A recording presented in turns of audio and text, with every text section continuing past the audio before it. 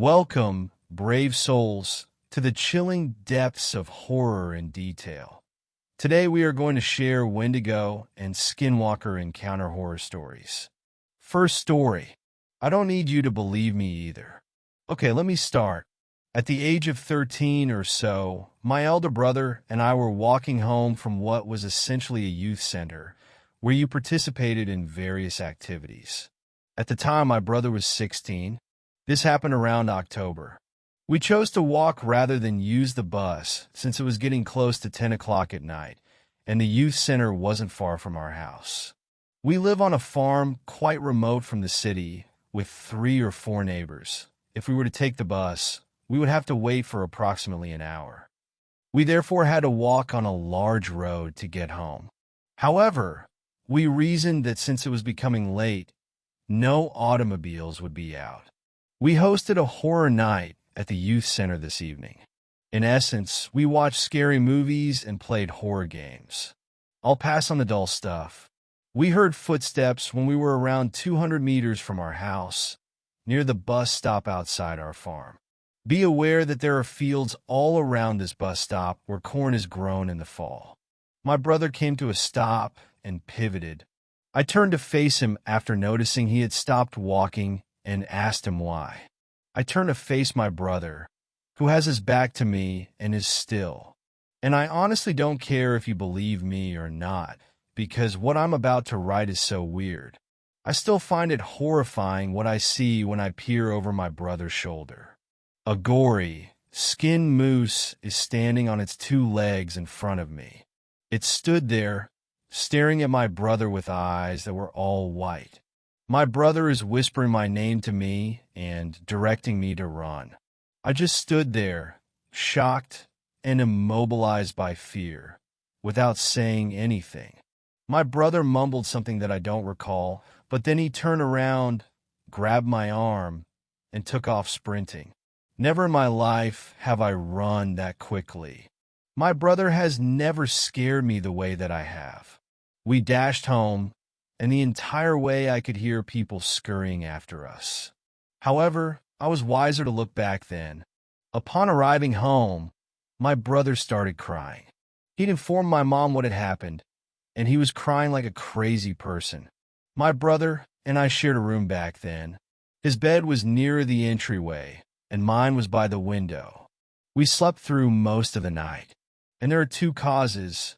First and foremost, we saw a fucking moose running after us while standing on 2 legs.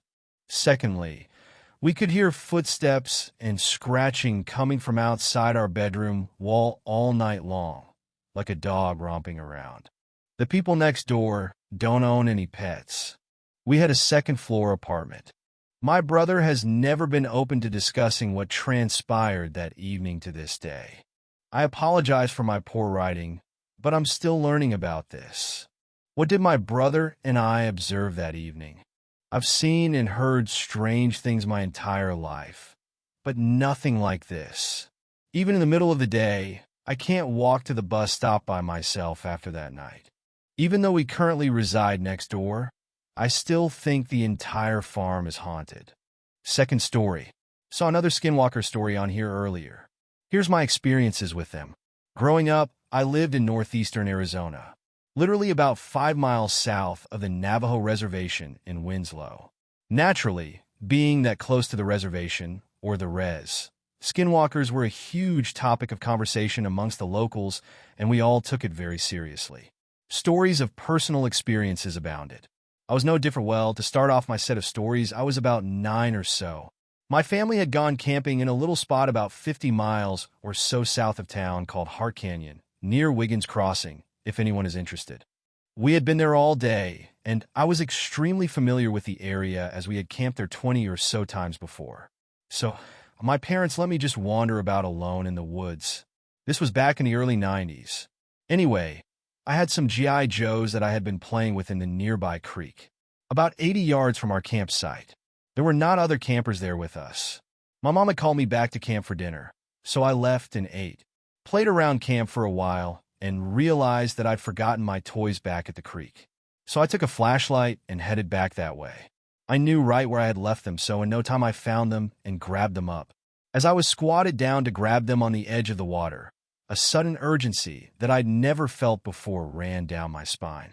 I remember feeling frozen because of the fear. Like the little boy on E.T. when the alien comes out of the field for the first time and he's trying to scream for his family. I looked up and pointed my flashlight to the other side of the creek and about 10 yards down the way. I saw something. At first, I thought it was a deer, but it was standing up, so I thought it may be a bear. But it was too skinny and not enough poofy hair. It skunked behind a tree and peered out slightly at me. I seriously was too scared to move. I had just read a bit about Bigfoot for the first time, since it wasn't really popular in my area. I thought for a long time that's what I saw. I finally had seen enough to gather my wits and scram as fast as I could back to camp. I told my parents and they kind of dismissed it as my imagination. So I just stayed close the rest of the trip. About 2 years later, I was at my house. I had 2 dogs. They were outside dogs, lived their whole lives in my backyard. One night they went psycho, barking at first at something in the alley behind my house. Then they both started whimpering. I had my window open slightly, and one of my dogs straight up jumped up to the window, frantically chewed through the screen of the window, forced its way into the house, and would not leave the house for 3 days. Another time when I was about 13, we used to play night games in the town. Mostly, there being nothing much else to do, we would walk around our neighborhood and act suspicious, so the cops would come chase us around. And we run down the alleyways and hop into random folks' backyards to hide. Now, it was extremely common to see an intoxicated Navajo or Hopi in the alley, or the street. So it was no big deal to see one in the alley behind my house that night as we being 2 of my friends and myself, ran from a police car hot on our tail. We saw him plain as day standing in our way. We ran around him and jumped into the nearest yard to hide. We waited for the cop to pass us and hopped back out. Literally about 3 minutes went by. We ran back the way we came, and as we got to the point where the Indian had been, he was gone. Legit, in his place was a coyote sitting there watching us. We ran right past it, feet from it, and anyone who knows coyotes knows they will bail out way before you get close to them. This bugger held his ground and calmly sat and watched us run past him.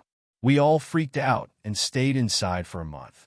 My last experience was when I was about 15 or 16. My brother has a girlfriend that lived in a small community south of Winslow called Starlight Pines, about 25 miles-ish. Well, we went to go see her one day, and as we drove out, about 15 miles out we saw an Indian guy standing on the side of the road, which was quite odd because the res was north of town, and it was rare to see anyone on foot south of town because it's just desert and forest for literally 80 miles. Anyway, we see this guy. He looked normal enough. Flannel shirt, jeans. We got to our destination and hung out with my brother's GF and her family well into the night when we decided to head back home. Hopped in his truck, a Chevy S10, and drove back the way we came. In the same spot we saw the Indian dude. He was still there. I remember thinking, that dude is crazy standing out there all day and into the night. What's he doing? Right as we passed him, we hear a loud bang on the back of the truck. At first I thought we hit an animal, but I hadn't felt anything that we'd run over. I turned around and looked out the back window. My brother started to slow down, thinking there may be something wrong with the truck. In the brake lights, I see the Indian guy chasing after us. We were easily going 55 to 60 at this point as we were about to stop. The guy is in the road, feet behind us. I scream at my brother to not stop. Gun it, man. Gun it. He does, and being a Chevy S10, it had a speed governor on it at 80. 2 miles. 2 miles. This guy keeps up with us. We are seriously freaking out. I asked my brother, what if we don't make it back to town? Or what about when we have to slow down once we get close? After those 2 miles that stretched forever, I looked back, and he was gone. We got home, booked it into the house, and told our parents. Next morning, I get up to head somewhere and look at my brother's truck thinking about the night before. I wondered what the loud bang was just before we started getting chased. Inspecting the truck, I found a handprint smeared in the dust from about 2 to 3 over to the right, then smeared to the right taillight. I never went there again. Sorry it was so long. But those are my experiences with what I'm convinced were skinwalkers. Third story. Forest encounter. I've never told anyone this story because I thought no one would believe me. But after seeing the Fears to Fathom games, I feel compelled to share my experience so others can know the truth. This is the story of the time I encountered a Wendigo in Beaver Mines, Alberta. It was the summer of 2018 when my friends, Tim, Caleb, and I decided to go on a camping trip. We were in the 10th grade, looking for an adventure before school started again. Beaver Mines, with its dense forests and serene lakes, seemed like the perfect spot. We packed our gear, grabbed some snacks, and headed out for what was supposed to be a week-long trip, excited to spend some time away from the hustle and bustle of everyday life. The first day was perfect. We set up our tent, roasted marshmallows over the campfire, and shared ghost stories. The stars were bright, and the air was cool and crisp. We felt like we were the only people in the world. That night, as we were drifting off to sleep, I heard something moving outside our tent. It was a soft rustling, like leaves being disturbed. I brushed it off as an animal, but Tim and Caleb heard it too. We decided to investigate, thinking it might be a deer or a raccoon. As we shone our flashlights into the trees, we saw a pair of glowing eyes staring back at us from the darkness. They were unnaturally high off the ground, and the figure they belonged to was tall and gaunt. The creature didn't move. It just stood there watching us. We backed away slowly and retreated to our tent, trying to convince ourselves that it was just our imagination. But deep down, we knew something was wrong. The next day, we tried to enjoy our trip, but the memory of those eyes lingered. We decided to go for a hike to clear our minds. As we were walking through the forest, we stumbled upon a gruesome scene. A deer carcass lay on the ground, its body torn apart as if by some massive, savage creature. The air was thick with the smell of blood and decay. We heard a noise and looked up to see the same creature from the previous night, hunched over another deer, devouring it with feral intensity. Its skin was stretched tight over its bones, and its eyes were hollow, filled with an insatiable hunger. We froze in terror, watching as it tore into the deer's flesh. When it looked up and saw us, it let out a bone-chilling scream, a sound that echoed through the forest and sent shivers down our spines. We ran back to our campsite, our hearts pounding in our chests.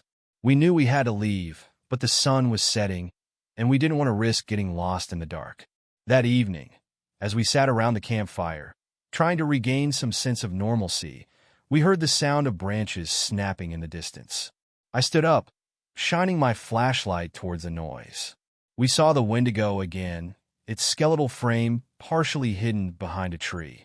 It was closer this time, and it seemed to be observing us with a sinister intelligence. We decided to sleep in shifts, with one of us always keeping watch. During Caleb's watch, I was jolted awake by his frantic whispering. "It's getting closer," he said, his voice trembling. The Wendigo was now just a few feet from our campsite, its eyes glowing in the darkness. We could hear its ragged breathing and the crunch of leaves under its feet as it circled our tent. On the third night, we decided to go for a hike, hoping to clear our minds and escape the oppressive fear. The forest was eerily quiet, and we tried to ignore the unsettling feeling that we were being watched. As we rounded a bend in the trail, the Wendigo emerged from the darkness, its grotesque form towering over us. It let out a guttural roar that reverberated through the trees, and we took off running. We sprinted down the trail, our breath coming in ragged gasps. The Wendigo's footsteps pounded behind us, growing louder and more menacing with each passing second. Desperate to escape, we veered off the trail and hid in the dense brush, hoping the thick foliage would conceal us. The Wendigo's growls were now close, and we could hear it crashing through the undergrowth, searching for us. When it seemed like it was getting too close, we made a quick decision to hide in the nearest porta-potties we could find, hoping they would offer some protection. We squeezed into the cramped spaces, trying to stay as silent as possible. The creature's heavy breathing and scratching noises outside were nearly unbearable. After what felt like hours, the Wendigo's sounds faded away, and we cautiously emerged from our hiding spots. We were shaken, but we knew we couldn't stay another night. That night, we huddled together in the tent, too scared to sleep.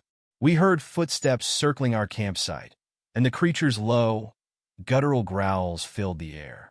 At one point, we saw its shadow pass by the tent, its elongated limbs casting eerie shapes on the fabric. In the dead of night, I woke up to find the tent's entrance partially unzipped. Peering out, I saw the Wendigo standing at the edge of our campsite, watching us with those haunting eyes. It was as if it was waiting for the perfect moment to strike. We stayed awake until dawn, clutching our makeshift weapons, but the Wendigo never attacked. It was toying with us, feeding off our fear. As soon as the first light of day broke through the trees, we packed up our gear and bolted for the parking lot. We didn't speak. We just moved as fast as we could, our instincts screaming at us to get away. When we reached the parking lot, we threw our stuff into the car and jumped in, our hearts racing. Just as we were about to drive away, I looked out the window and saw the Wendigo standing at the edge of the lot, its eyes locked onto mine. It didn't move, but its presence was a terrifying reminder of what we had experienced. We sped away, leaving beaver mines and the Wendigo behind. Since that trip, I've never gone camping again. The memory of the Wendigo haunts me, a constant reminder of the terror we faced. What was supposed to be a week-long trip ended abruptly after just 4 days. I hope that by sharing this story, others will be aware of the dangers that lurk in the shadows, waiting to prey on the unsuspecting. Fourth story, my Skinwalker experience. Sorry it has taken me a while to post this. Been extremely busy lately, unfortunately. First off, I've told this story before in a public setting around 2008. I was living in Louisiana at the time and had called into Coast to Coast AM and told this story to George Norrie, which was a pretty cool experience. I didn't have a whole lot of time to tell some of the details, so you'll be getting the unedited version, so to speak. It happened somewhere between 1997 to 1999. I was in my late teens, and we were living in New Mexico up near the Four Corners. My parents were pastors at a local church in a very small town. We had lived outside of town, sort of out in the middle of nowhere, and there were a few houses sprinkled around us. Surrounding was, at least where there were no houses, there was some brush and a lot of desert. Ever since we moved there, the locals told us about skinwalkers. Even people in the church warned us about them. One guy in the church swore up and down that when he was a truck driver, he saw a skinwalker in its human form running alongside his truck when we was going about 80 miles per hour. But since I didn't witness it, I just took him at his word. I had heard many different tales on the origins of the skinwalkers, both from the locals and the Native Americans. There was a Native American who went to our church who still held on to his Navajo beliefs, who told me what I always assumed to be a more accurate description. He told me that when people of his tribe had a child out of incest, the tribe leaders take the baby out into the desert to be raised by wolves. The wolves would raise it, and they would become skinwalkers, having the powers to turn into anything, animals, humans, etc. The story fascinated me. He just seemed to know for sure that this was the accurate tale. Then he warned me to never whistle at night, which I thought was pretty weird, but I never did until one night. It was in the fall, around 11 o'clock at night. I was in my bedroom, which was the furthest room from anyone in the house, and near the garage, watching TV or playing PlayStation. My mother was in her bedroom. My dad was at the church studying, as he always did, till around midnight. My brother had a friend over that night, and they were going to spend the night on the back patio, which was a long rectangular room with screen windows all down it. Like I said, I was in my bedroom minding my business when my brother and his friend come banging on my door. Annoyed, I opened the door, and my brother, who is 4 years younger than me, and his friend are both frightened. My brother said, as they were in the patio, goofing off, they heard someone walking around the backyard and saw what looked to be the top of a white bald head walk by the screen windows. Now, normally I would believe my brother since he would never make this kind of stuff up, but his friend was a huge liar and had told tall tales about having been to Mars, even showing us the red dirt, which looked an awful lot like the red dirt you could find throughout the area, I might add. Of course, by this time I had experienced a lot of paranormal stuff, but I was still skeptical. Bravely and annoyed, I grabbed my jacket and a flashlight, and the three of us went out to the patio. It was always creepy at night because it was always so dark, and the only light came from a nearby lamppost a few yards down the street. Our backyard was insanely small except for the right-hand side of it, which was a bit bigger but held a trampoline which took up the better part of it. We stepped out of the patio, my flashlight shining around the yard, but saw nothing. That was when I started hearing the crunching of leaves coming from the front yard, so the three of us went through the back gate to the front yard. Now our front yard was huge and had roughly 9 apple trees. There was even a large creepy tree in the corner of the yard near the street I always stayed clear of for some reason. We had a close neighbor, literally on the other side of the wooden fence. It was a nice family that had a daughter about my brother's age, and they also had a bunch of chickens, and sometimes they would wander into our yard. So that is what I thought was walking around our front yard. Shining the flashlight around, of course, I couldn't see any chickens, but I did see something white walk behind a tree near the wooden fence. That was when I got very curious. The three of us walked slowly to the tree. I was being the protective big brother and kept the other two behind me. Before I knew it, I heard a loud whoosh and felt a gust of wind like something flew by us. My brother screamed out in pain. My brother always had his shirt off, which annoyed me because back then I was overweight and very self-conscious. But I noticed on his chest he had 3 long scratches across him. Scared and shocked, my brother ran back inside the house, leaving me and his friend. It all happened so quickly, but I ran towards the street where I was sure whatever it was had gone, his friend close behind me. Once we reached the end of our property, I could hear the sound of bare feet running down the paved road. I shined my light towards the sound, but never saw anything. So I whistled some tune, and from down the road, I heard the same tune whistle back to me. Intrigued, I whistled again, this time a different tune, and again the same tune was whistled back. My brother's friend started getting scared and kept trying to get me to go back inside, but I was very intrigued. I whistled for the 3rd time, and that was when, very close by, we both heard a male voice say, "Hey kid, come here." There was no hesitation, the two of us bolted back inside. We went to go tell my mother what happened, and she was already frightened because she was tending to my brother's scratches on his chest. We told her what happened, and my mother told us to stay inside. My mother has had some pretty scary paranormal encounters before. I need to tell those stories soon as well. So she believed us. I have never forgotten that encounter. My brother brushes it off these days, making out to be not a big deal, but I know differently, as does my mother. It's one of the main incidents in my life that literally bothers me to this day. 5th story. The creature in the woods. It was a crisp autumn evening when my friends and I decided to go camping in the remote woods for the weekend. We were all excited to escape the city and immerse ourselves in the tranquility of nature. By the time we arrived, night had already fallen, so we hurriedly set up our tents and lit a fire, the flickering flames casting long, dancing shadows around our campsite. As we sat around the fire, we began telling ghost stories, each one more chilling than the last. The crackling of the fire and the eerie shadows it created added to the spooky atmosphere. The air was thick with a sense of foreboding, and even the simplest of sounds seemed amplified in the stillness of the night. We roasted hot dogs for dinner, but the taste was overshadowed by the spine-tingling tales we shared. Around midnight, we decided to put out the fire and get ready to turn in for the night, eager to wake up early for a hike the next morning. Just as we were about to retreat to our separate tents, we heard a rustling noise coming from the bushes. "Did you hear that?" Henson asked, his voice tinged with unease. "Yeah, I did," I replied, my heart beginning to race. "Rabbit," Bruce retorted dismissively as he walked back to his tent. Henson and I stood there for a moment, scanning the trees, but saw nothing.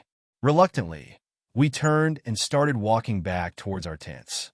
Suddenly, a low, guttural growl echoed out of the forest, making every hair on my body stand on end. I spun around, but still saw nothing. That's when Bruce turned his flashlight on, and there, in the beam of light, I saw them. A pair of glowing eyes, staring back at us from the bushes, unblinking and menacing. My heart pounded as we heard the creature emerge from the shadows. "I'm grabbing my rifle," Bruce shouted as he ran towards his tent, but the creature let out a howl so deafening that it brought us all to our knees, wincing in pain. The sound seemed to pierce through the very fabric of the night, leaving an eerie silence in its wake. I slowly looked up, bracing myself to face the beast that I was certain would attack and kill us. It resembled a wolf, a gray wolf, but it was massive and stood on its hind legs. The creature was no shorter than 8 feet tall. I could see its huge fangs, with saliva glistening in the moonlight, dripping onto the ground. Its eyes burned with a feral intensity, and its fur bristled as it growled, sending shivers down my spine. The creature took a step closer, and that's when Bruce fired. He fired again and again, but then there was silence. I opened my eyes to see the creature still standing there, unscathed. It let out another bone-chilling howl before sprinting in our direction with terrifying speed. My friends and I aren't dumb. We took off running towards our trucks. My heart raced with fear as we ran, the creature's footsteps pounding the ground behind us, growing louder with each passing second. I could hear its breath, ragged and menacing, as it closed in on us. The pounding of my heart reverberated throughout my ears, almost drowning out the sounds of our frantic escape. I glanced back and saw it gaining on us with tremendous intensity. Its eyes glowed with malevolent hatred as it clawed its way towards us. In my panic, I stumbled and tripped over a tree root. Henson quickly turned around to help me up, and just as I could run again, I felt an intense, burning sensation across my back. I cried out in agony, but didn't dare stop running, the creature's growls echoing in the darkness behind us. We finally reached our trucks. I fumbled with my keys, my hands uncontrollably shaking. I managed to get inside, slam my door shut, and lock it just as the creature lunged at my car. It pounded on my roof with such force that the entire vehicle shook, its growls and screams echoing through the night, sending chills down my spine. Then it jumped to the hood of my car, its eyes glowing with a sinister light. It started beating on my windshield, each blow causing cracks to spiderweb across the glass. I screamed as the creature's claws tore through the windshield, shards of glass flying everywhere. In a desperate move, I quickly unlocked my door and leaped out into the bed of Bruce's truck as he was pulling out.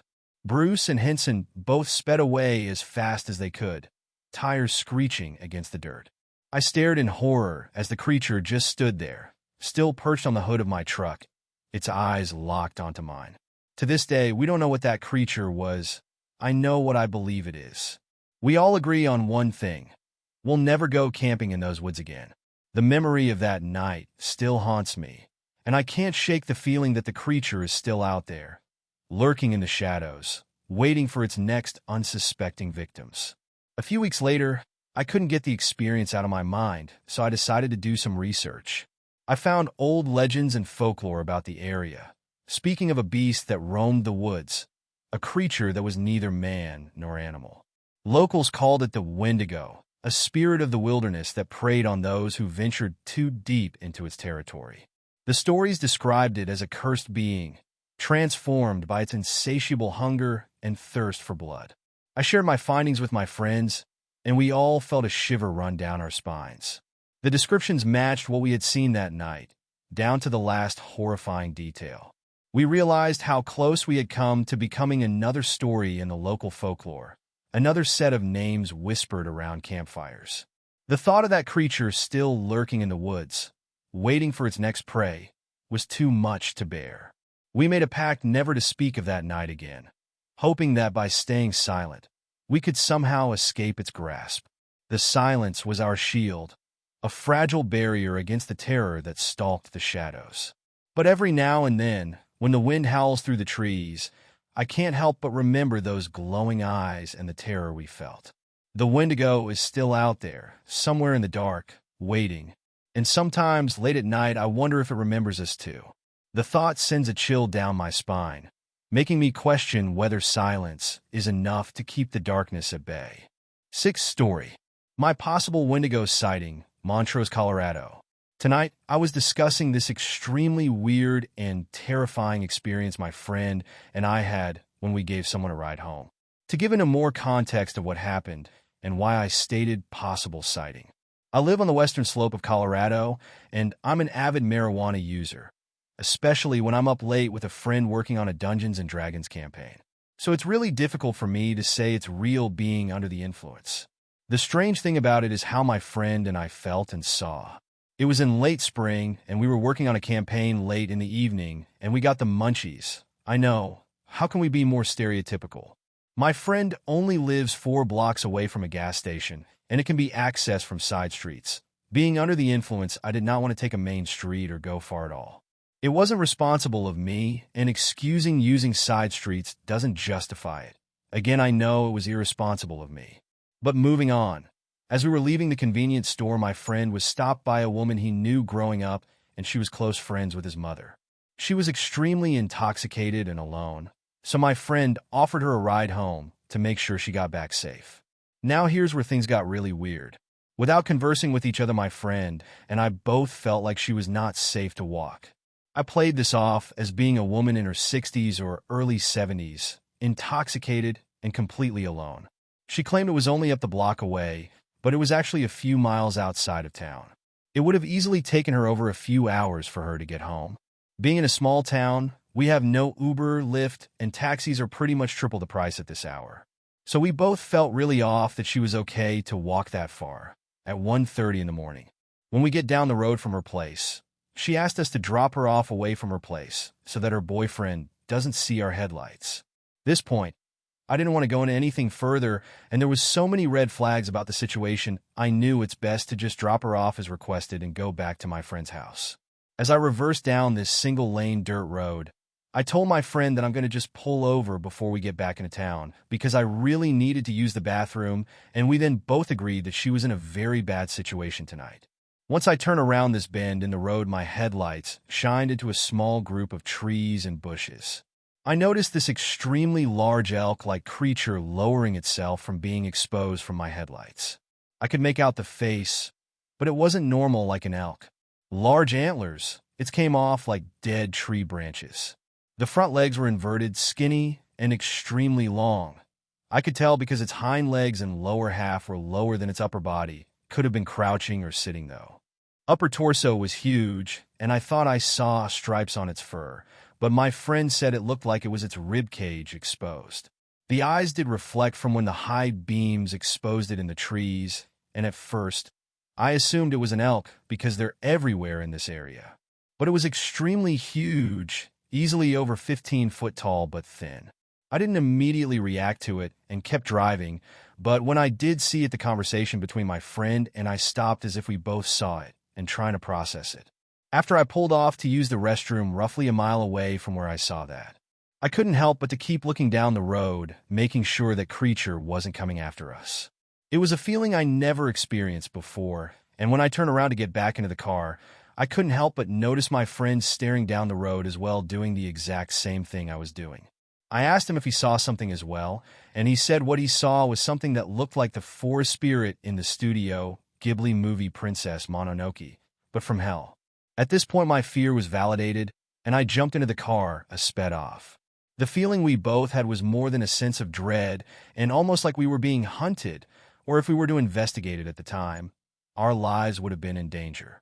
I never in my life felt this type of fear before, and it was a new experience that I never in my life was to have.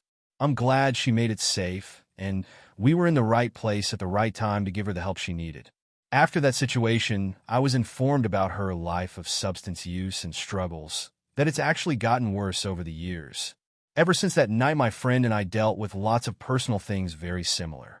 Our marijuana use increased to cope with major depression, suicidal ideation, death in family, and just overall rough times since that night. I struggle to claim there is some association with what we saw that night, but it's very strange how our lives got increasingly worse since. I tried doing research on Wendigo and even Skinwalker, but I get a lot of stories that's hard to take in as real encounters and would love to learn more on them. 7th story. Never again will I go backcountry camping. This is my personal account of an incident that occurred in Alaska back in 2019. I haven't spoken of this incident to anyone but my therapist and my best friend. Despite many sessions and even attempts of exposure therapy, which I will explain later, this event still haunts me. Maybe if I post this here, I can gain some semblance of peace. So like I said, it was 2019. I was 25 at the time. I had been saving up money to do on some backcountry camping up in Alaska. I live on the East Coast, and while my job was paying all right, I was taking up some under-the-table jobs, house painting, house sitting, pet sitting, and what have you, to help me out financially for the trip. I also had a friend set me up with their uncle, who is a bush pilot, to handle getting me to and from my camping location. This was my first and biggest mistake. Now, I had very little experience with camping outside of occasional weekend camping at state parks, and I did some camping excursions, nothing super challenging, when I was in Boy Scouts. But my friend's uncle, Mark, knew some good spots that were remote to an extent, but easy to get to in the event of an emergency, by bush plane standards, that is. So yeah, no trekking to the nearest highway or road, unless I wanted to walk for a day or so through rugged terrain. My parents helped me out with getting me some emergency supplies, food/hydration packs, first aid kit, bear spray, etc. Mark loaned me a spare rifle of his, in case I would need it. Even though I was a non-resident, I could still carry a firearm under state law. I've hunted before when I was a teen, so I had experience in that regard, plus I didn't have to worry about the hassle of transporting a firearm and dealing with airport regulations. Mark also hooked me up with a satellite phone as well, so my cell phone was going to be nothing more than a camera. I didn't have the money for a good camera for photography or anything, so I had to make do. The plan was to be dropped off at where I was camping, camp out for 5 days, and be picked up on day 6. I didn't want to use up all 2 weeks of my allotted PTO at work, so I kept the trip condensed.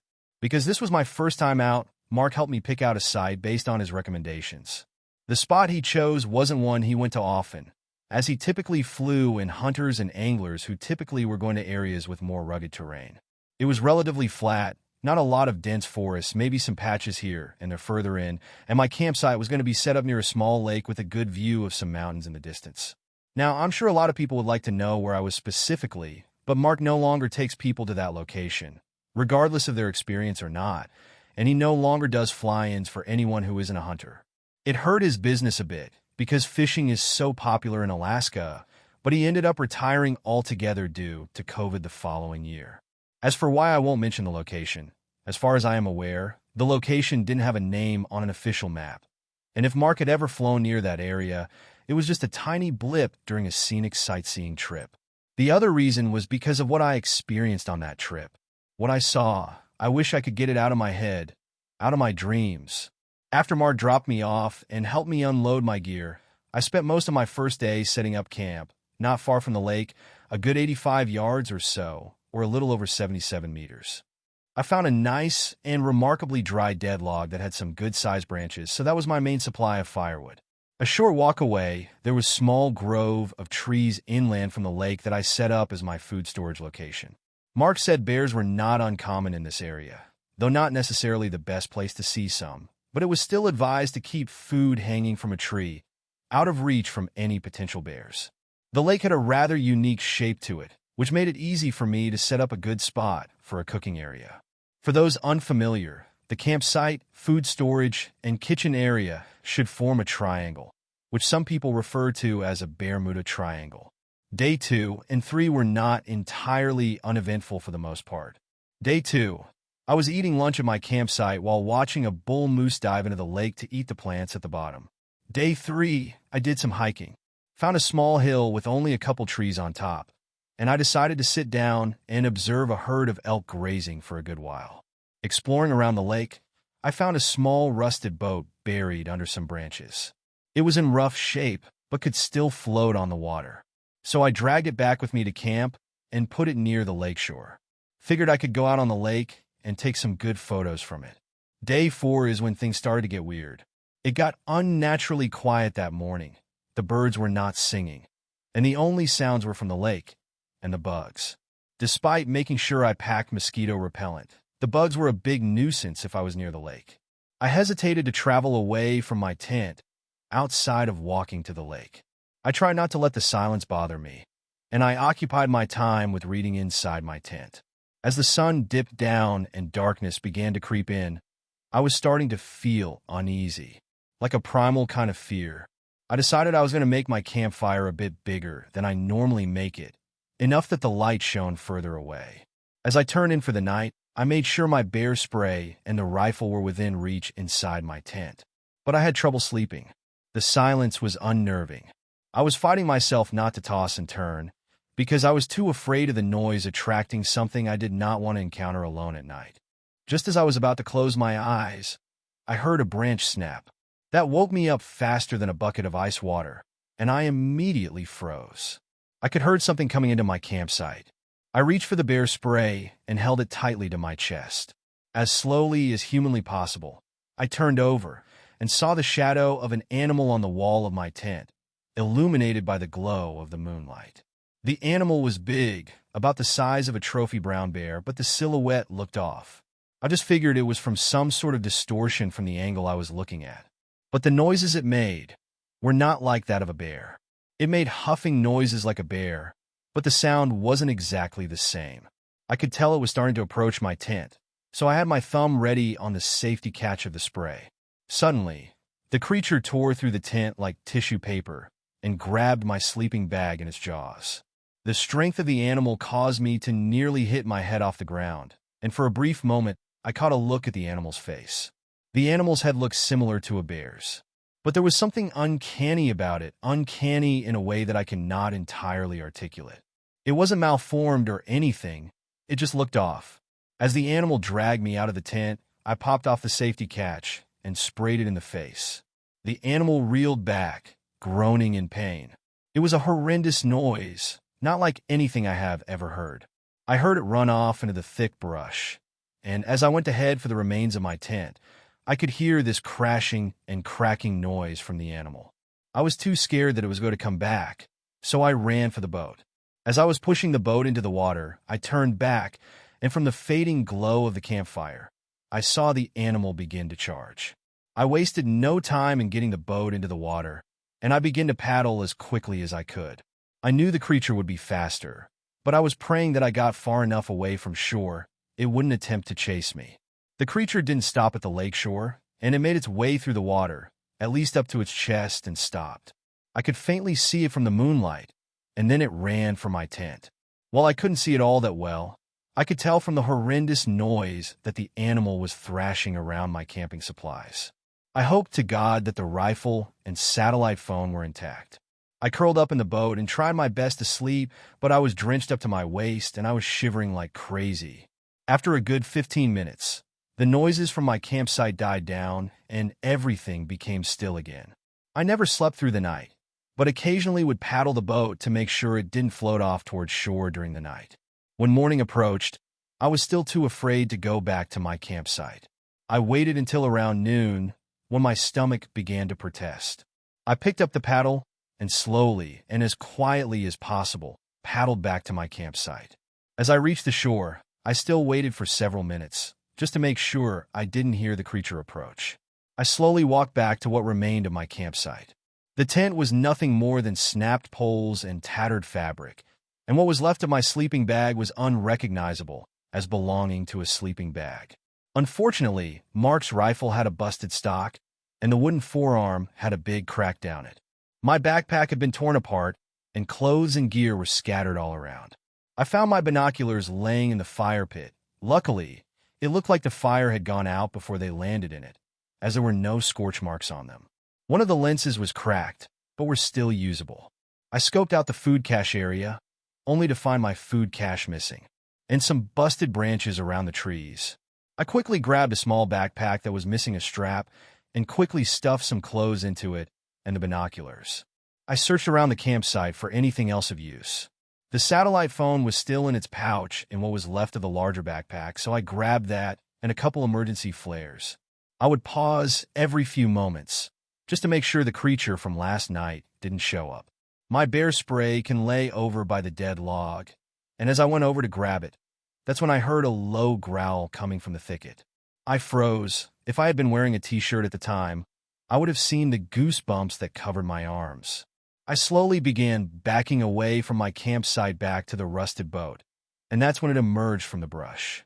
It had the appearance of a bear, but like how you would probably envision a bear in your dreams. It had an uncanniness to its appearance that I am unable to describe.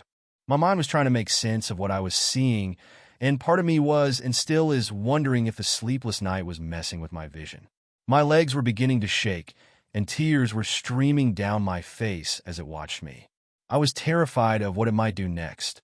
The animal lumbered towards me, and I tossed a lit flare at it, in the hopes it would scare the creature off. It backed off momentarily. I took the opportunity to run for the boat. Bad idea when dealing with a predator, I know, but I managed to get the boat back towards the deeper water as it stopped at chest-level water like the night before. The animal watched me, its eyes burning with an intense fury that I have never seen in an animal before. It ran back to shore and turned, and began swiping at the ground with its paws. When I saw the claws, I dreaded to think what injuries they would be capable of inflicting on me. I reached down to grab the paddle, only to find it gone. I looked up to see it laying on the pebbly surface of the shoreline. I began to cry. I was typically not an emotional person at the time, but here, I could do nothing but bawl my eyes out. I was absolutely terrified. I looked around, and I saw what appeared to be a branch from a dead tree jutting out of the water not far from shore, but seemingly far enough away the animal wouldn't reach me unless it was very determined. I used my hands to clumsily steer the boat towards it, and could see the creature lumbering along the shoreline, following me. I screamed at it to go away, but the animal was unfazed by my shouts and screams. When I reached the branch, I looked up and saw that the animal was gone. I looked around the shoreline. I wasn't terribly far from where my campsite had been, and I didn't see any trace of the creature. I accidentally kicked my foot back and heard a thud. I froze, and again, I heard the crashing and snapping of branches in the thicket. I pushed the boat away from the log and back towards the deeper water. The creature again appeared on the shoreline and let out a horrendous-sounding roar. I never heard an animal sound like that before. It was such an awful roar that I flinched in fear. I bent over and clamped my hands around my ears. I was doing everything to keep the image and sound of that animal out of my head. I was cold, wet, and alone in the Alaskan wilderness, and I was being terrorized by something that was an indescribable approximation of a bear. I heard my foot thud again, and I felt around, at first thinking it was part of the boat. I felt a handle, and out from under my seat was a metal box with a padlock on it. That wasn't even locked. I carefully took off the padlock and opened the box, and inside was a vintage camping shovel. Looked to be military surplus. It wasn't perfect, but the closest alternative to a paddle. I slowly began heading down the lake towards a river. I looked over my shoulder, and the creature was continuing to follow me. I had never seen an animal this intent before. My mind was racing through so many thoughts. Was it an animal? A monster? I reached into my pack and pulled out the satellite phone. Battery still had enough juice, and I immediately called Mark and, despite my sobbing voice and him trying to calm me down, said he'd get out to me as soon as he can and told me to keep an eye on the creature. Mark believed I was being stalked by a bear. Once again, the sun began to dip down, and I was enveloped in darkness as clouds started to block out the moon. Somehow, I was able to fall asleep. Woke up once in the middle of the night, thinking the animal had gotten to me, but after an excruciatingly long period of silence, waved it off as a fish. When dawn came, I found my boat started to drift towards shore. I looked around, didn't see any sign of the animal. I gathered my remaining belongings, and after looking for landmarks that Mark advised me on, trekked to where he was going to meet me at. That was the scariest 3 hours of my life. All I could think of was that animal stalking me. I completely forgot to even be aware of other animals like moose. As I crested a hilltop, I could see Mark's plane in a flat meadow, and I just booked it for the plane as fast as I was able to. Mark rushed over and helped with my belongings, a rifle slung over his shoulder. Once again, I heard the familiar crashing sound of something in the brush near the hill I was on, and Mark readied his rifle as I got into the plane. We both saw the animal rear up on its hind legs and roar at us. Again, the way it was postured was so different from how a bear stands up. Mark quickly hopped in the plane just as the animal charged. However, Mark was able to get his plane airborne long before the animal could reach us, and I only caught one last glimpse of it before it fled back into the brush. I asked Mark what was wrong with that bear, and he just replied, his voice shaking, something I had never seen the 61-year-old man do in the time I knew him. I don't know what that was, but that wasn't a fucking bear. After we reached civilization, Mark swore he would never bring anyone to that area again, and I would be his first and last camper flight. I think we both regret the inexperience. Alaska Fish and Game were notified of the situation, but when they investigated the scene, they found only the remains of the campsite and some of my gear. They did recover some items that were still usable, but unfortunately, due to heavy rainstorms a few days after the incident, they could not find any footprints, or even fur, of the creature officially, it was logged as a bear incident. And with Mark explaining that the region wasn't particularly a prime area for excursions, Fish and Game decided there was no need to look into it further.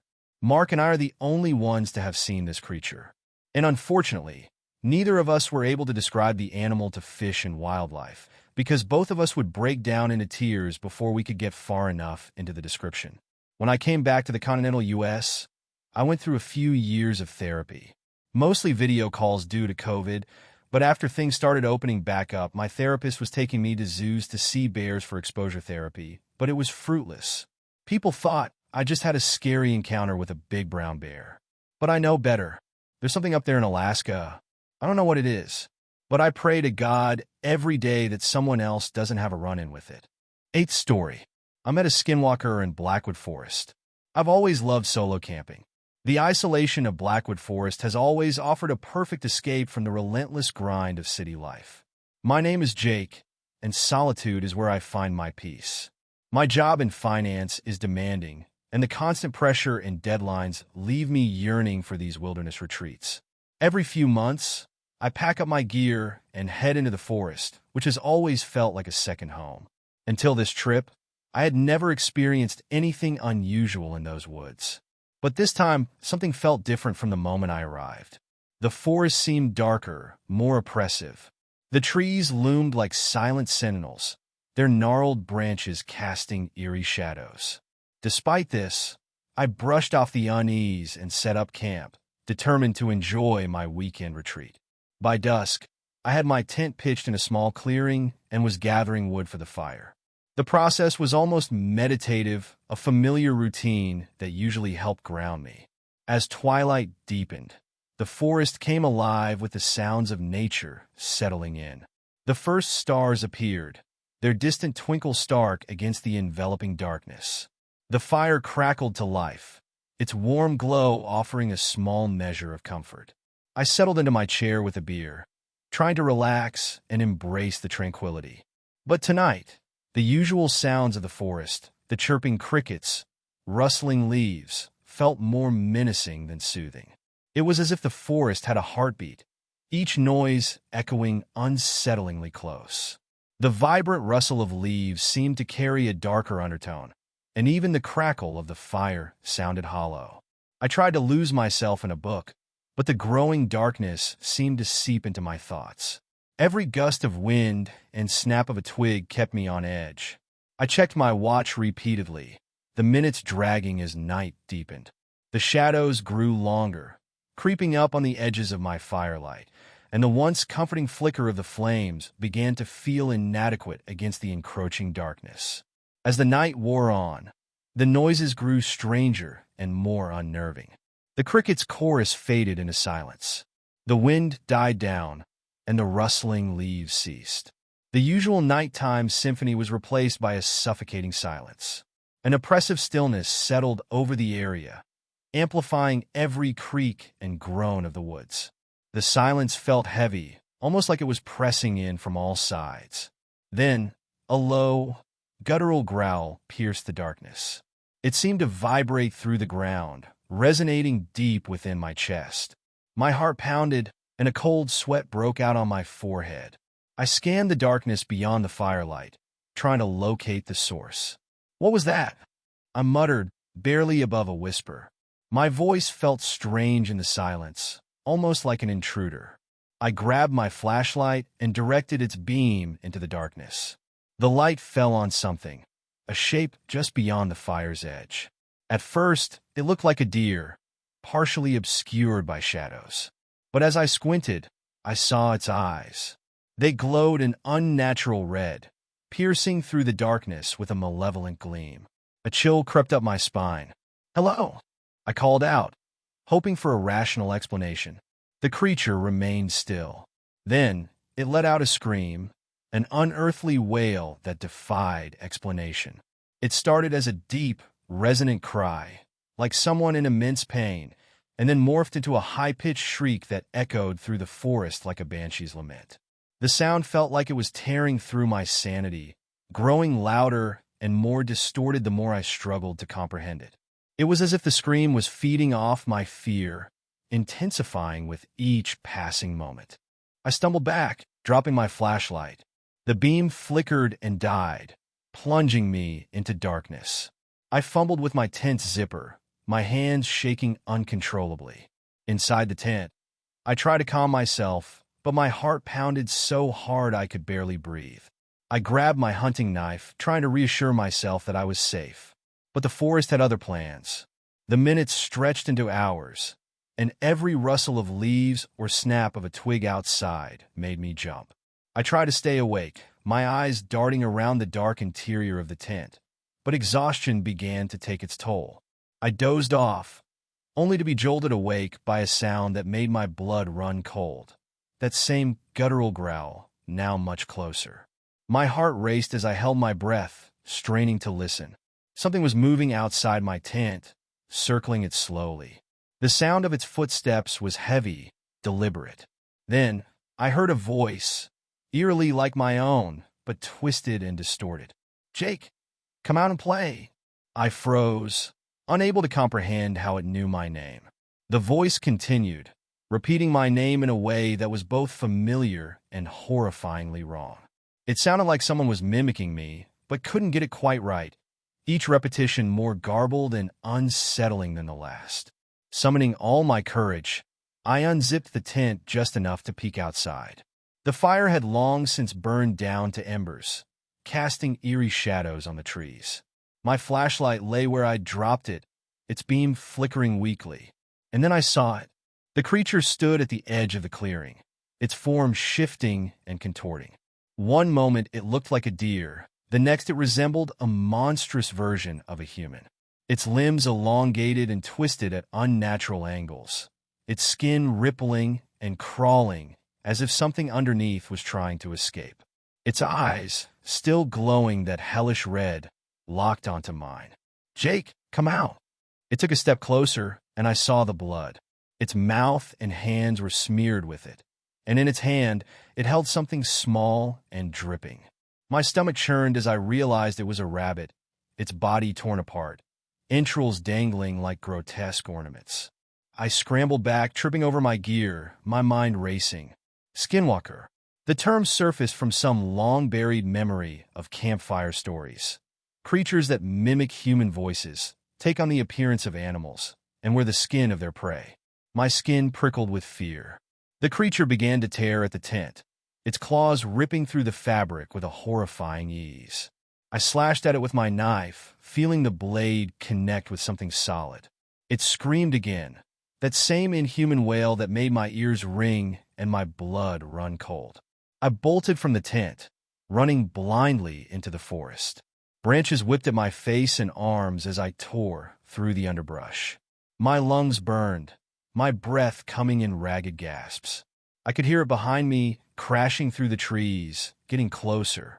I stumbled into a clearing and saw an old, abandoned cabin. Desperation fueled my steps as I ran inside, slamming the door behind me. The cabin was dark and musty, the air thick with decay.